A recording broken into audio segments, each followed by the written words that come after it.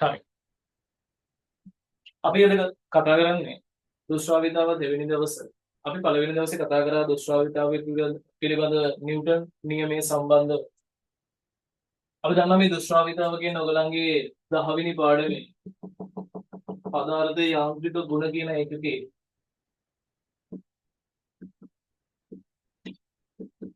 මේකේ කොටස් තුනක් තිබ්බනේ නේද? එකක් ප්‍රත්‍යස්සතාව, පෘෂ්ඨිකාදතිය, දුෂ්ටාවිතාව. මේ දුෂ්ටාවිතාව කියන කොටසේ ප්‍රධාන කොටස් තුනක් ඉගෙන ගන්න තියෙනවා. හරි. ඔබලා ආරම්භයේදී ඉගෙන ගන්නවා දුෂ්ටාවිතාව පිළිබඳ හැඳින්වීම සහ දුෂ්ටාවිතාව පිළිබඳ නිව්ටන් සමීකරණය. අපි ඒක කතා කරලා ඉවර කරා. අපිට අද කතා කරන්න ඉතුරු වෙලා තියෙන්නේ පොයිසෙල්ගේ සමීකරණය සහ ස්ටොක්ස් සමීකරණය. හරි. බලමු ඒවා මොකද්ද කියන්නේ? ඒවා මොන වගේ තැන් වලටද භාවිතා වෙන්නේ කියලා. හරිද? හරි. අපිට කතා කරන්න තියෙන මාතෘකා දෙකක්. ඒ තමයි පොයිසෙල් සමීකරණය සහ ස්ටොක්ස් සමීකරණය පිළිබඳව. හරි. මේ පොයිසෙල්ගේ සමීකරණය හරි. ඔයගලගේ ඩියුට් එකේ පස්වෙනි පිටුවේ තියෙනවා පොයිසෙල්ගේ සමීකරණය පිළිබඳව. හරි. මේ බලන්න.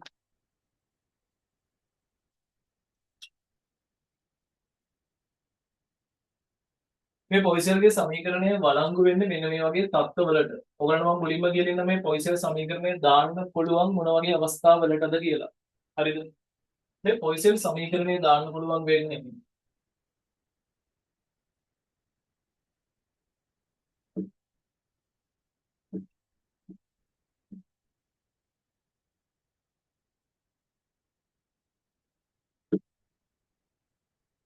මේ පොයිසෙල්ගේ සමීකරණය දාන්න පුළුවන් වෙන්නේ තිරස් කේශික නලවලට. හරිද?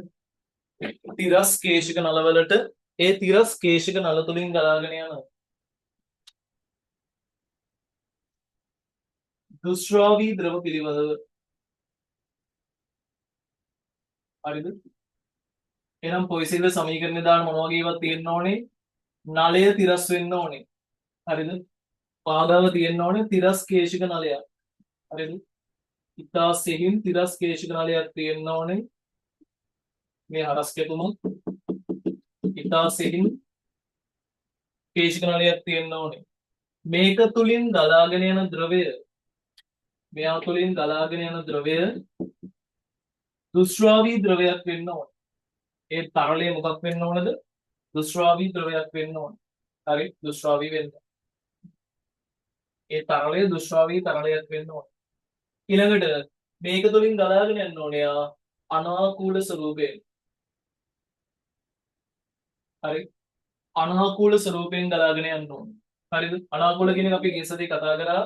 අනාකූල කියන්නේ අනාකූල තරලයක නම් හැම තරල අංශුවක්ම යම් ලක්ෂයක් පහු කරන් යන වේගය එකම අගයක් වෙන්න ඕනේ විශාලත්වයෙන් හා දිශාවෙන්. ඒ කියන්නේ ප්‍රවේගය නොවෙනස්ව පවතින්න ඕනේ. හරිද? අනාකූල තරලයක කිසියම් ලක්ෂයක් අනාකූල තරලයක කිසියම් ලක්ෂයක් පහු කරගෙන යන තරල අංශුන් වල ප්‍රවේගය විශාලත්වයෙන් හා දිශාවෙන් නොවෙනස්ව පවතින්න ඕනේ. ඒවට කියනවා අපි අනාකූල තරලයක් කියලා. එහෙනම්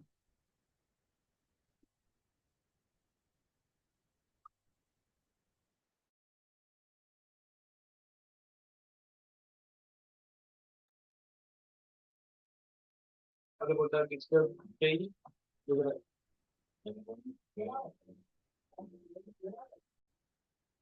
හරි. එතකොට මේ පොයිසෙල්ගේ සමීකරණය වළංගු වෙන්නේ තිරස් කේශික නලයක් තුළින් දුෂ්‍රාවී ද්‍රවයක් අනාකූල ස්වරූපයෙන් ගලාගෙන යද්දී. හරිද? අනාකූල ස්වරූපයෙන් ගලාගෙන යද්දී. හරි. මේ බලන්න. මේක මුලින්ම මේ ඉදිරිපත් කරන්නේ ලෙනාඩ් පොයිසෙල් කියන විද්‍යාඥයා. හරි. ලෙනාඩ් පොයිසෙල් කියන විද්‍යාඥයා 1944 දී. හරි.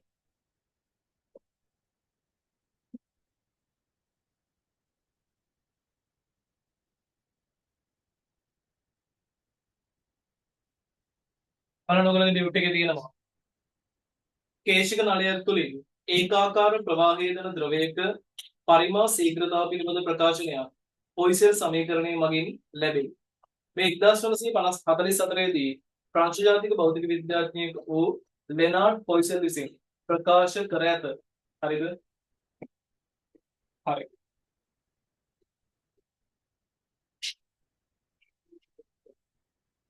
එතන අර ඒ පොයින්ට් එක පටන් ගන්න තැන කේශික නලයක් කියලා තියෙන්නේ. ඒක තිරස් කියලා දාගන්න. තිරස් කේශික නලයක් තුලින් තිරස් කේශික නලයක් තුලින් ඒකාකාර ප්‍රවාහයේ යෙදෙන ද්‍රවයක පරිමා ශීඝ්‍රතාව පිළිබඳ ප්‍රකාශනයක්. බලමු මොකද මේ කියන්නේ කියලා. හරිද? ඔය කියන්නේ මෙන්න මෙහෙම දෙයක්. හරිද?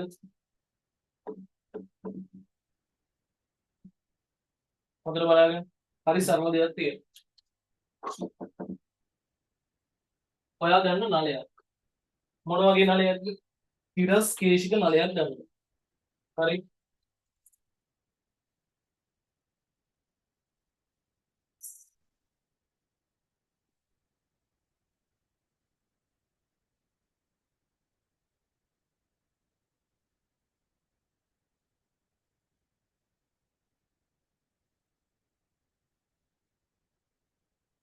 හරි.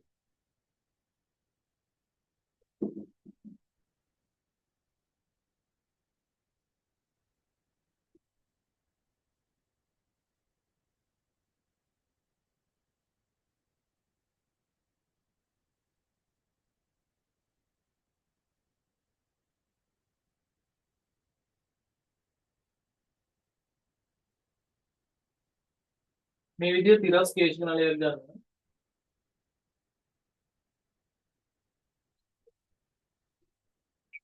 හරි. මේ නලය තිරස්ව තියෙන්නේ. හරි. ඔයා හිතන්න මේ නලය තුලින් ද්‍රවයක් ගලාගෙන යනවා. මේ නලය තුලින් ද්‍රවයක් ගලාගෙන යනවා. හරි. මේ තිරස් කේශික නලය තුලින් මොකද වෙන්නේ? ද්‍රවයක් ගලාගෙන යනවා. ඔයාට ඔය පේන විදිහට. අපි දන්නවා ද්‍රවයක්.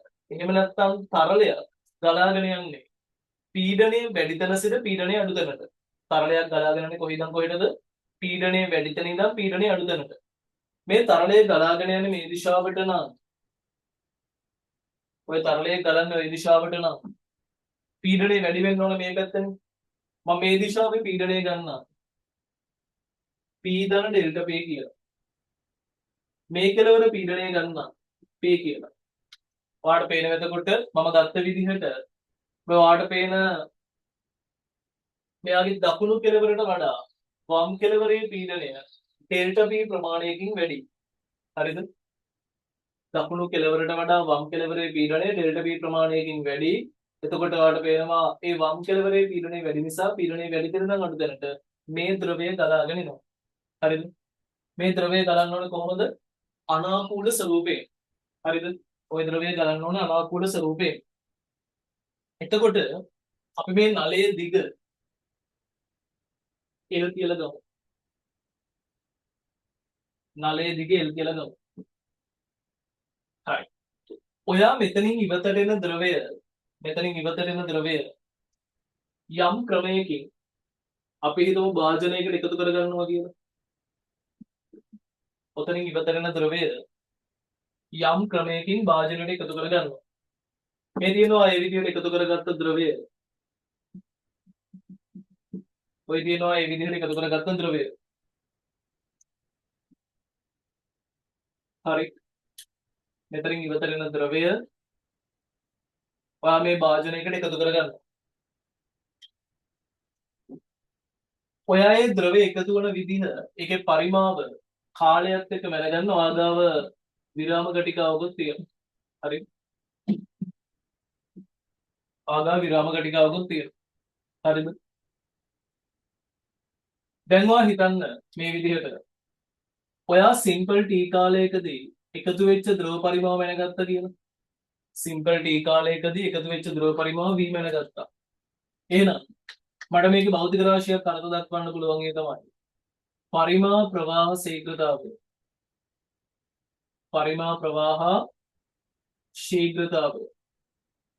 මොකක්ද පරිමා ප්‍රවාහ ශීඝ්‍රතාවය කියන්නේ?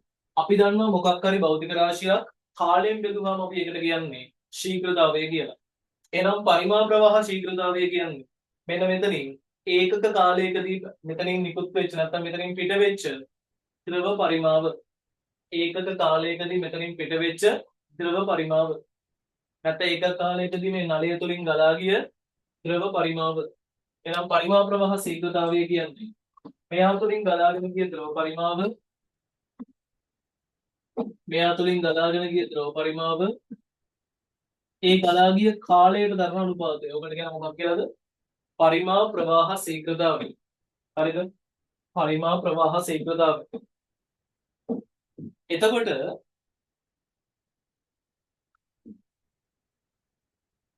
ඔන්න ඔය පරිමා ප්‍රවාහ ශීඝ්‍රතාවයට සමීකරණයක් ගන්න එක තමයි පොයිසෙල් කරේ. හරිද? මොකද්ද පොයිසෙල් කරේ? ඔය පරිමා ප්‍රවාහ ශීඝ්‍රතාවයට සමීකරණයක් ගත්ත එක. හරිද? හරි. අපි බලමු මොකද්ද මෙතන උනේ කියලා තව පාරක්. මෙතන උනේ මෙහෙම දෙයක්. තිරස් කේශික නලයක් තුළින් අනාකූල ද්‍රවයක් ගලාගෙන ගියා. ද්‍රවයක් ගලන්නේ හැම වෙලේම පීඩනයේ වැඩි තැන සිට අඩු තැනට. ඒ නිසා මම මේ වම් කෙළවරේ පීඩනය ඩෙල්ටා V ප්‍රමාණයකින් වැඩි කියලා ගත්ත දකුණු කෙළවරට වඩා නලයේ දිගමම L කියලා ගත්තා. මෙතනදී ඔයා මෙතනින් එළියට එන ද්‍රව පරිමාව යම් භාජනයකට එකතු කරගන්නවා. ඒක කාලය එකම අයිනවා. එතකොට මෙතනදී මේ නලය තුලින් ගලාගෙන ආපු ද්‍රවයේ පරිමා ප්‍රවාහ ශීඝ්‍රතාවය වෙන්නේ ඒකක කාලයකදී මෙතනින් නිකුත් වෙච්ච නැත්නම් මෙතනින් පිට වෙච්ච ද්‍රව පරිමාව. හරිද? පැහැදිලිනේ? හරි. පොයිසෙල් කරේ එතකොට ඔය පරිමා ප්‍රවාහ ශීඝ්‍රතාවය කියන භෞතික රාශියට සමීකරණයක් ඉදිරිපත් කරපු එක. එයා කියනවා මෙහෙම දෙයක්. මේ පරිමා ප්‍රවාහ ශීඝ්‍රතාවය සාධක තුනක් මත රඳා පවතිනවා. ඔය පරිමා ප්‍රවාහ ශීඝ්‍රතාවයේ සාධක තුනක් මත රඳා පවතිනවා කියලා කියනවා. මොනවද ඒ සාධක තුන? ඒ සාධක තුන තමයි එකක් මේ නලයේ අරය මේ කේශික නලයේ අරය. හරි? කේශික නලයේ අරය. හරි? එකක් තමයි කේශික නලයේ අරය. හරි?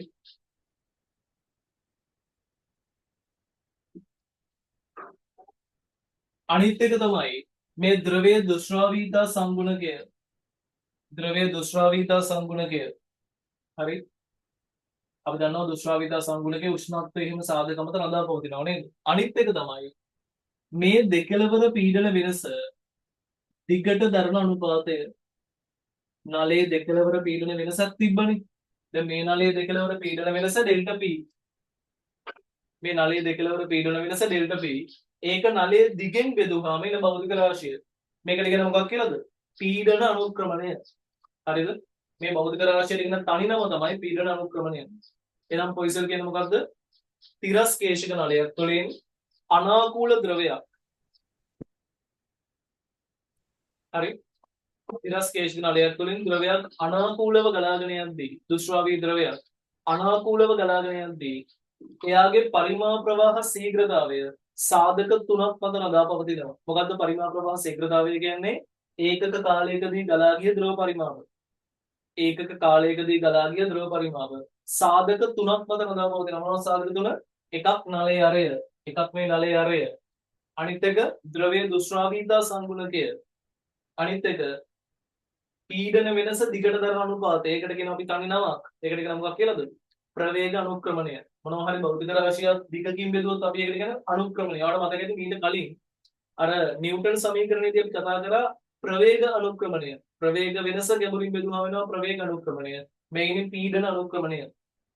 පැහැදිලිනේ? එහෙනම් කෙටියෙන් කිව්වොත් පොයිසෙල් කියන විදිහට ද්‍රවයක පරිමා ප්‍රවාහ ශීඝ්‍රතාවය තිරස් කේශික නලයක් තුළින් අනාකූල ද්‍රවයක් දුෂ්‍රාවී ද්‍රවයක් අනාකූලව ගලාගෙන යද්දී ඒ ද්‍රවයේ පරිමා ප්‍රවාහ ශීඝ්‍රතාවය නලයේ අරය මත දුෂ්‍රාවීතා සංගුණකයේ මත පීඩන අනුක්‍රමණය මත රඳා පවතිනවා. පැහැදිලිද? ඒ රඳා පවතින විදිහ අනුලෝමද ප්‍රතිලෝමද කියලා අපි බලමු. හරි? ඔක තමයි පොයිසෙල් කිව්වේ. හරි? මේක ඉදිරිපත් කරන 1944 දී ප්‍රංශ ජාතික භෞතික විද්‍යාඥයෙක් වෙච්ච ලෙනාඩ් පොයිසෙල්. හරි. මේ පරීක්ෂණාත්මක ඇටෝම් වෙන්නේ මේ විදිහට. හරි? දැන් මේක ප්‍රැක්ටිකලි මේ වැඩේ කරන්න ඕනේනේ. එයා මේක පරීක්ෂණාත්මකව හදාගත්ත මෙන්න මේ විදිහ ඇටෝමක් ඕකට. හරිද? එයා හදාගත්ත ඇටෝම මෙන්න මේ විදියට.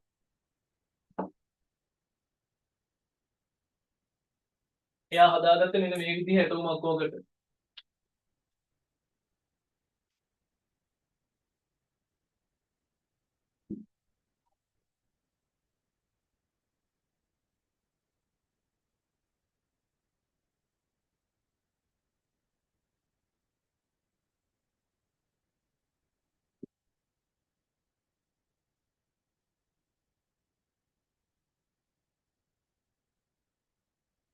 මේ තමයි අපේ කේශික නලය.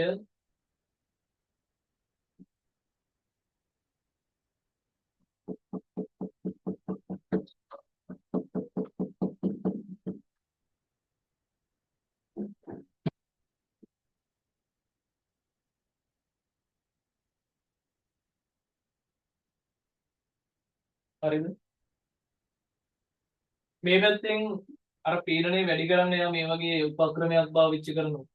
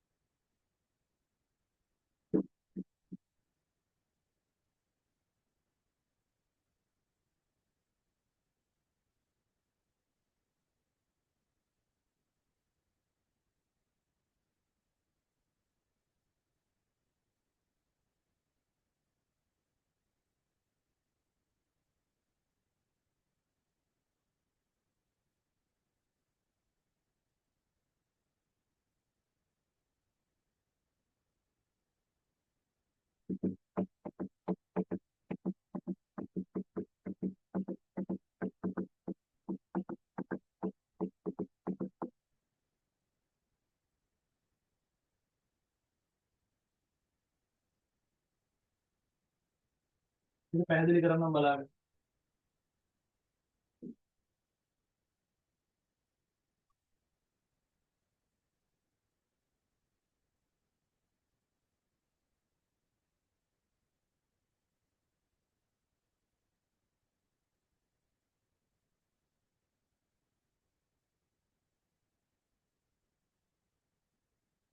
මේ කරාමයක් හරිද? මේ කරාමෙන් එතකොට ඔයා මෙතෙන්ට ද්‍රවය මේකට එකතු කරොත් බලන්න වෙන දේ.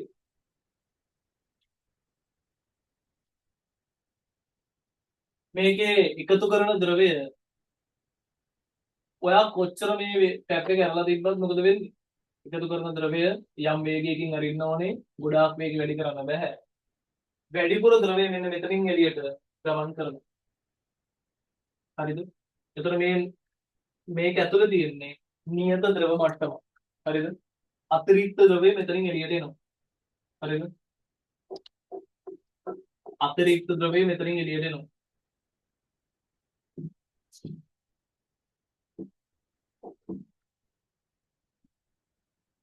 හරි.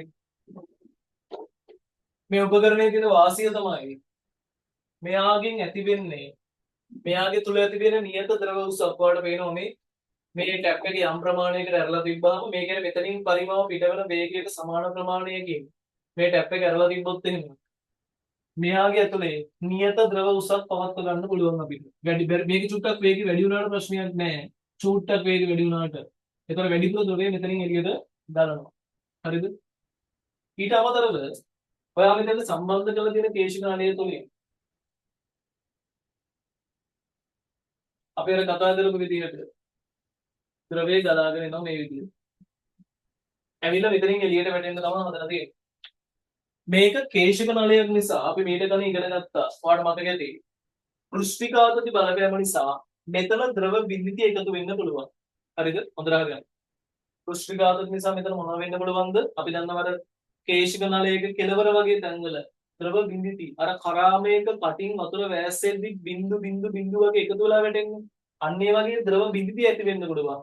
අපි දන්නවා ඒ වගේ ද්‍රව මාවතයක් මේ කෙලවර ඇති වුණොත්. හරිද? ඔය කෙලවර මේ වගේ ද්‍රව මාවතයක් ඇති වුණොත්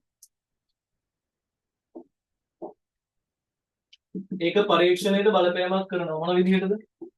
අපි දන්නවා මේ ද්‍රව මාවකයේ ඇතුළේ පීඩනය වැඩි. මේ ද්‍රව මාවකයේ ඇතුළේ පීඩනය වැඩි නේද? මේ ද්‍රව මාවකයේ ඇතුළේ පීඩනය වැඩි. ඔයාලට මතකයිදනේ? මේක අර P1 P2 සමානයි 2යි P2 මාර්ග. හරි? ඒක ඇතුළේ පීඩනය වැඩි. හරි?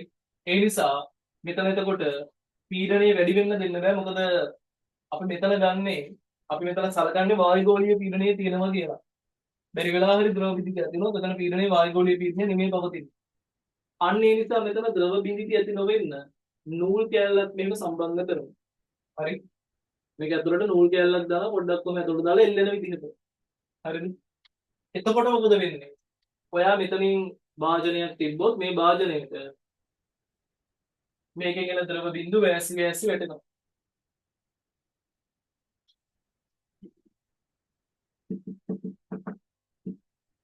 ඔව් ද්‍රව බිඳු මේකට වැටෙනවා. හරි.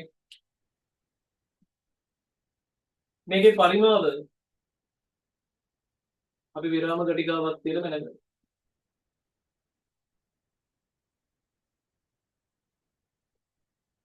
හරි.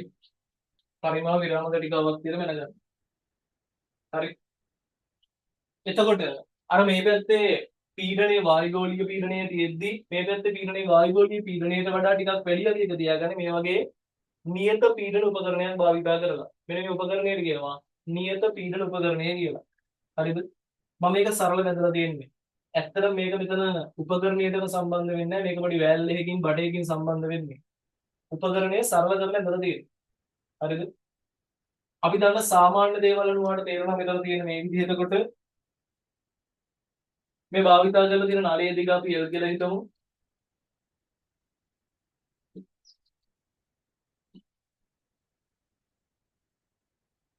මෙන්න මේ උස අපි H කියලා ගමු.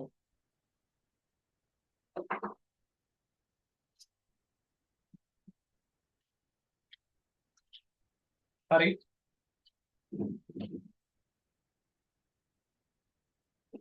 පාඩ පේනවා එහෙනම්.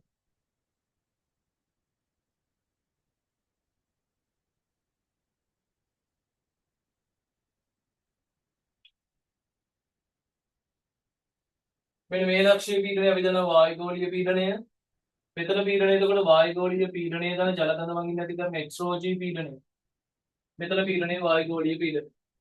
එතකොට මේ නලයේ දෙකලවර පීඩනය වෙන්නේ. පීඩන වෙනස වෙන්නේ කවුද? නලයේ දෙකලවර පීඩන වෙනස වෙන්නේ කවුද? මේ පැත්තේ පීඩනය වැඩි P0 දාන එක්ස්ට්‍රෝජී. මෙතන පීඩනය P0. ඒ නිසා මෙතන පීඩන වෙනස වෙන්නේ එතකොට එක්ස්ට්‍රෝජී. මොකද P0 දාන එක්ස්ට්‍රෝජී එකෙන් P0 අඩු වෙන්න ඕනේ. පැහැදිලිනේ? හරි. මෙතන නූල් කැබල්ල.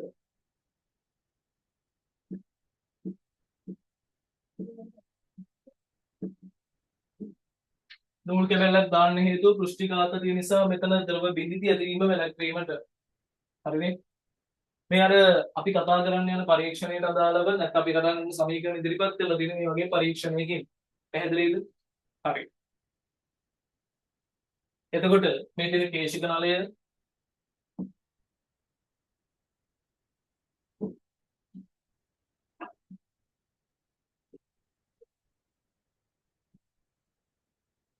මේ නියත පීඩන උපකරණය.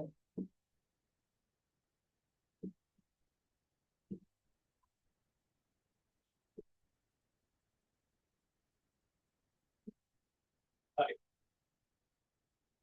මේ වගේ සරල පරීක්ෂණයක් තමයි මේකට භාවිතා කරන්නේ. හරි. ඔයගොල්ලෝ ඔතන තියෙන පළවෙනි හිස්තැන මේක දාගන්න. මේ පළවෙනි හිස්තැන මේක දාගන්න. මේක වෙන්නේ මොකද්ද කියලා බලන්න මේක දාගන්න මුලින්ම. තාම වෙන්නේ මොකද්ද කියලා අයිඩියා එකක් නැහැ ලොකුවට. මේක දාගන්න මුලින්ම.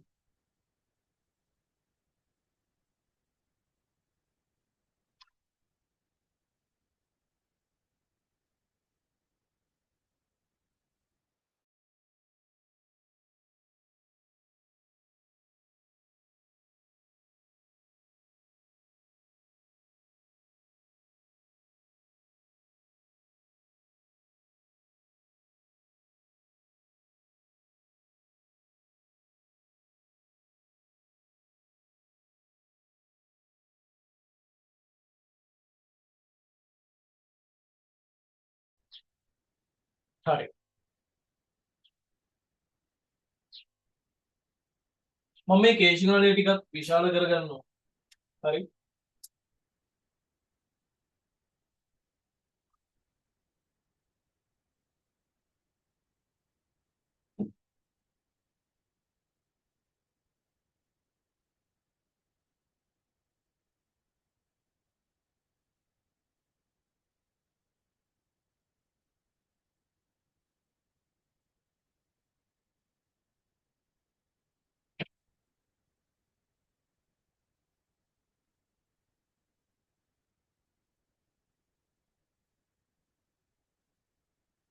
මේ කේශිනාලය ටිකක් විශාල කරගත්තම විශාල කරගත්තා.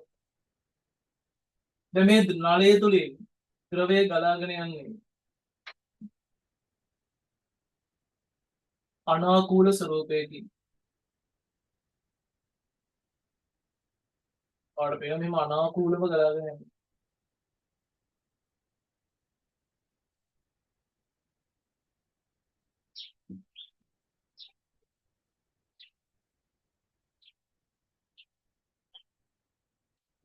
ද්‍රවය මේ දිශාවට ගලන්න නම් මේ කෙලවර පීඩනය වැඩි වෙන්න ඕනේ. මම මේ කෙලවර පීඩනය P කියලා ගන්නවා. ඒතර මේ කෙලවර පීඩනය P ට වඩා ඩෙල්ටා P ප්‍රමාණයක් වැඩි කියලා තමයි මම ගන්නේ.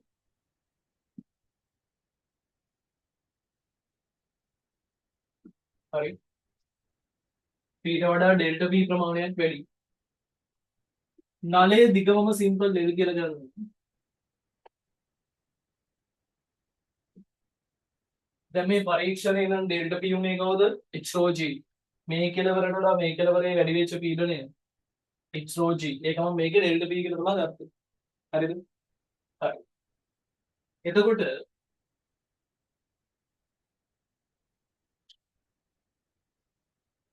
මම මේකේ සලකනවා යම් හරස්කඩක් මේ විදිහේ.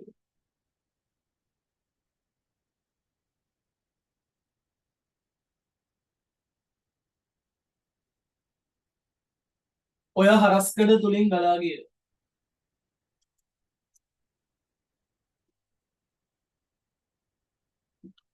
මේ හරස්කඩ අපි කැපිටල් A කියලා ගමු. ද්‍රවයක් තමයි අපි සලකන්නේ යන්නේ. හරි. ඔයා එහෙනම් මෙහෙම හිතන්න. මට මෙහෙම හිතන්න. ඔයා හිතන්න මේ කැපිටල් A කියන හරස්කඩ තුලින් ඩෙල්ටා T කාලයකදී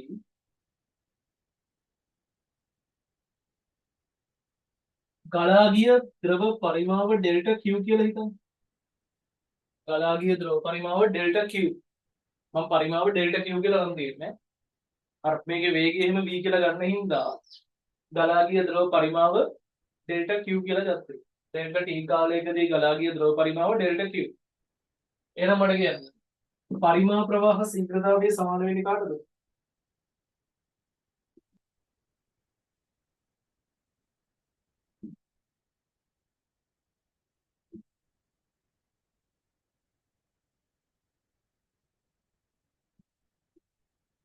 ඔය ගලා ගිය ද්‍රව පරිමාව ඔය කාලයට දරන අනුපාතය නේද?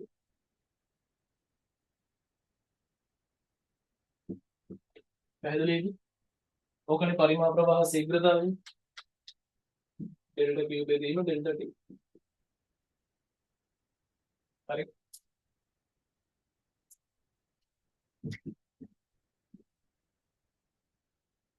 මේ බලන්න. ටියුට් එකේ තියෙනවා ඩෙල්ටා T කාලයක් තුළ කැපිටල් A හරස්කඩක් කරහා ගලා ගිය ද්‍රව පරිමාව ඩෙල්ටා Q නම්. මේ හරස්කඩ හරහා ගලා ගිය ද්‍රව පරිමාව ඩෙල්ටා Q නම්. පාට එකක් ගත්ත හැකි පරිමා ප්‍රවාහ ශීඝ්‍රතාවය සමානයි. එක කාලයකදී ගලා ගිය ද්‍රව පරිමාව නිසා ඩෙල්ටා T කාලයකදී ගලා ගිය ද්‍රව පරිමාව ඩෙල්ටා Q නම් පරිමා ප්‍රවාහ ශීඝ්‍රතාවය වෙන ඩෙල්ටා Q බෙදීම ඩෙල්ටා T. හරිද? මේ ටික දාගන්න එතන හිස්තැනයට මේ රූපය ඇතුළේ මේ ටික දාගන්න.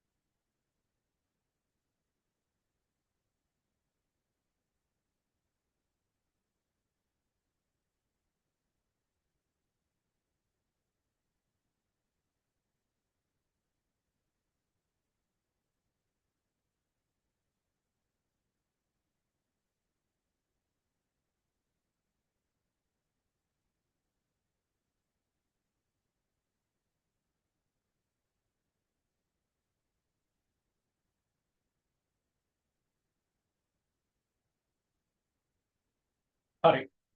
එහෙනම් පොයිසල් සමීකරණය කියවෙනවා. ඔය පරිමා ප්‍රවාහ ශීඝ්‍රතාවය, ඒ කියන්නේ ඩෙල්ටා Q බෙදීම ඩෙල්ටා T කියන එක කෙනා සමාන වෙනවා රඳා පවතිනවා කියලා. සාධක තුනක් මත. ඒ සාධක තුන තමයි එකක් මේ කේශික නලයේ අරය සිම්පල් R ද්‍රවයේ දුෂ්‍රාවීතා සංගුණකය දෙකලවර පීඩනය දිගට දරන අනුපාතය එහෙම නැත්නම් මේකට කියනවා ප්‍රවේග අනුක්‍රමණය. ප්‍රවේග අනුක්‍රමණය. ඔන්න ඔය සාධක තුන මත රඳා පවතිනවා කියලා පොයිසල් සමීකරණයෙන් කියවෙනවා. ක්ලියර් වීම යටි. පරිමාණ ප්‍රවාහ ශීඝ්‍රතාවයේ සාධක තුනක් මත රඳා පවතින බව පොයිසල් සමීකරණයෙන් කියවේ. ලියන සාධක තුන පළවෙනි එක නලයේ අරය. නලයේ අරය. වරහන් තුළ සිම්පල් R කියලා දාගන්න. Simple R. දෙවෙනි එක ද්‍රවයේ දුෂ්‍රාවීතා සංගුණකය. ද්‍රවයේ දුෂ්‍රාවීතා සංගුණකය. වරහන් තුළ ඊට කියලා දාගන්න. ඊට. එයාගේ සංකේතය.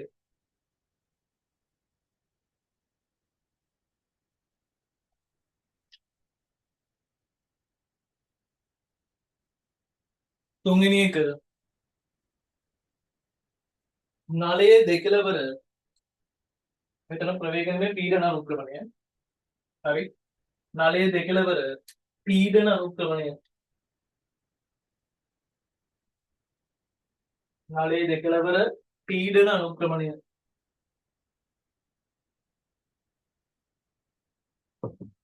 නලයේ දෙකලවර පීඩන අනුක්‍රමණය. වරහන් තුළ දාගෙන ඩෙල්ටා P බෙදීම L කියලා. ඩෙල්ටා P බෙදීම L. ඩෙල්ටා P බෙදීම L.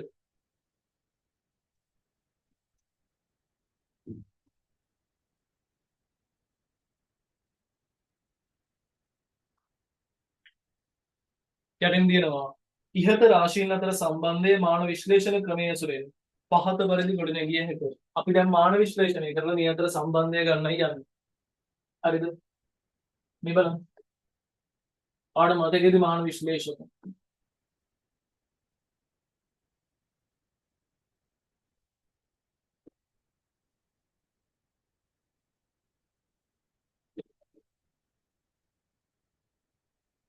අන්න මාන විශ්ලේෂණය මතක් කරගන්න පුළුවන් අපිට. පරිමා ප්‍රවාහ ශීඝ්‍රතාවයේ සාධක තුනක් මත රඳා පවතිනවා. කවුද සාධක තුන? එකක් නලයේ අරය, අනිත් එක ද්‍රවයේ දුෂ්‍රාවීතා සංගුණකය, අනිත් එක පීඩන අනුක්‍රමණය. මේවත් එක්ක රඳා පවතින්නේ මොන ආකාරයෙන්ද කියලා දන්නේ නැති නිසා ඒගොල්ලන්ගේ දර්ශක අපි XYZ කියලා ගමු. මෙයාලට එන්න ඕන දර්ශක XYZ කියලා ගමු. එහෙනම් මට ගත්ත හැකි ඩෙල්ටා Q බෙදීම ඩෙල්ටා T සමානුපාතික වෙනවා R වල X ඊට වල Y ඩෙල්ටා P බෙදීම L වල Z කියන දර්ශකයට.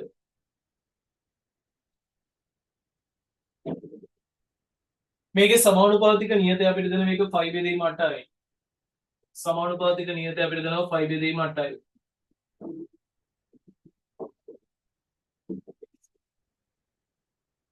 සමානුපාතික නියතය 5 බෙදීම 8යි. අපිට දෙනවා R වල X ඊට වල Y ඩෙල්ටා P බෙදීම වල Z. ඒක අපි කැපිටල් A ප්‍රකාශනය කියලා තියාගමු.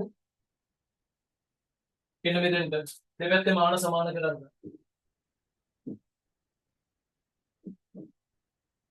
දෙපස මාන සමාන කරන්න පුළුවන් අපිට. එහෙනම් ඩෙල්ටා Q බෙදීම ඩෙල්ටා T වල මාන සමානයි 5 බෙදීම 8 මාන වැඩි කිරීම R වල මානවල x වෙනි බලය ඊටවල මානවල වයිගෙනි බලය ඩෙල්ටා P බෙදීම L වල Z වල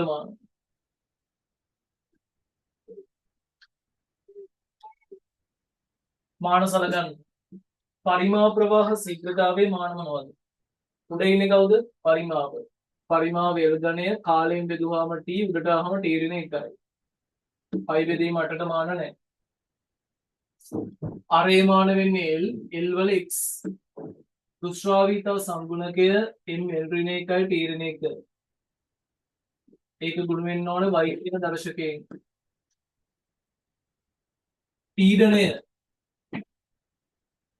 m L ඍණ 1යි t ඍණ 2. ඒක බෙදෙන්න ඕන L ගෙන්. Z වල මාන. හරි. මේක බෙදලා එකපාරම ඔලියන්නම්. එතකොට මෙතෙන්ට එන්නේ L ඍණ 2ක් නේද? m L ඍණ 2යි t ඍණ 2.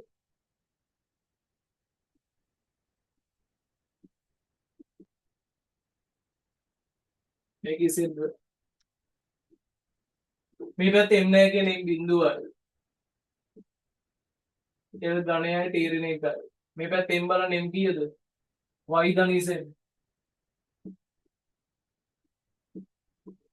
L මෙතනින් x එනවා. මෙතනින් ඍණ y එනවා. මෙතනින් ඍණ 2යි z එනවා. t මෙතනින් ඍණ y එනවා. මෙතනින් ඍණ 2යි z එනවා. හරි. දැන් දර්ශක සමාන කරන්න තියෙන්නේ. මේ අපි පළවෙනි පාඩමේ හරි. පළවෙනි පාඩමේ කෑල්ල මතකද? මේක සුළු කරගන්න තියෙන්නේ. MB දර්ශක ගන්න.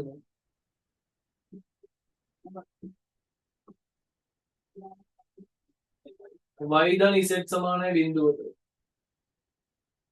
මේක පළවෙනි සමීකරණය. ඊළඟට TG දර්ශක ගන්න.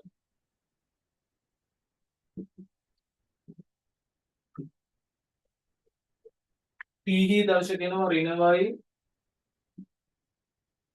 ඍණ 2යි z සමානයි ඍණ 1යි. ඍණ අයින් කරන්නතර මෙතනින් එනවා y ධන 2යි z සමානයි 1යි.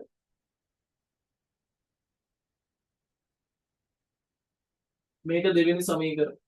මේ දෙක සුළු කරා නම් y z හොයාගත්ත හැකි දෙකෙන් එක අඩු කරමු.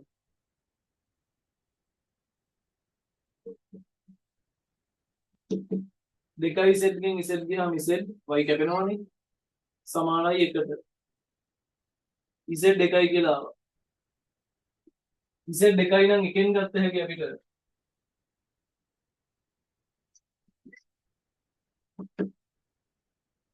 y කියන්නේ ඍණ 1ක් වෙන්න. y ඍණ 1යි. හරි. දැන් ගන්න එතකොට LV දර්ශක.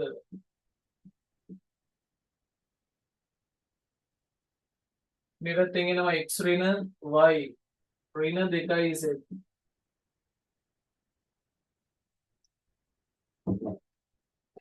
සමානයි L මේ පැත්තේ 3යි. මේකට ආදේශ කරන්න.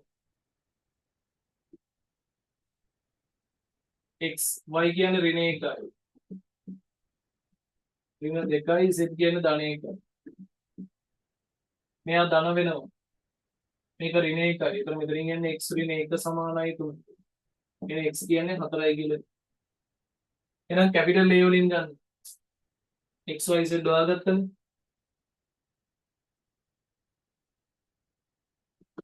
අර කැපිටල් A වලට ආදේශ කරන්න. ඩෙල්ටා Q බෙදීම ඩෙල්ටා T සමාන වෙනවා. phi බෙදීම 8යි. R වල x කියන්නේ 4යි. ඊට වල y කියන්නේ ඍණ 1යි. ඩෙල්ටා B බෙදීම L වල ඒක තනි පදයක් කරලානේ ගත්තේ අපි. 1 1යි. z 2යිනේ. එහෙනම් මේක සමීකරණයක් විදිහට ලියන්න පුළුවන්. ඩෙල්ටා Q බෙදීම ඩෙල්ටා T සමානයි phi බෙදීම 8යි. R වල 4 බෙදීම ඊට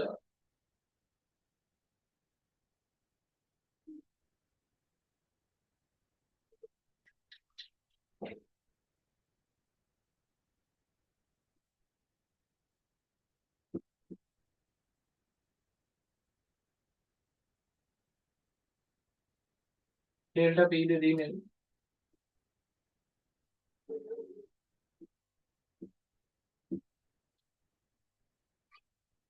හරි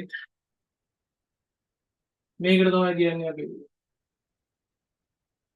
පොයිසෙල් සමීකරණ. ඔන්න පොයිසෙල් සමීකරණ අපි මාන වශයෙන් ඔප්පු කරා. මේක මතක තියෙන්න ඕනේ. ඩෙල්ටා Q බෙදීම ඩෙල්ටා T කියන්නේ කවුද? මේ කවුද? මේ වෙලාව පරිමා ප්‍රවාහ ශීඝ්‍රතාවය 5.8යි මේ R වල 4 අරේ 4 වෙනි බලයේ බෙදීම දුෂ්ටාවිතා සංගුණකය වතාවක් පීඩන අනුක්‍රමණය පැහැදිලිද? හරි. ඔයාලා ඔය ටික දාගන්න. ඔය පස්වෙනි පිටුවේ යට පස්වෙනි පිටුවේ මේ ටික දාන්න. මේ සමීකරණය තමයි මතක තියාගන්න ඕන. ඔක මාන වශයෙන් ඔප්පු කරා මේ. හරි. මේක දාගන්න එක්කම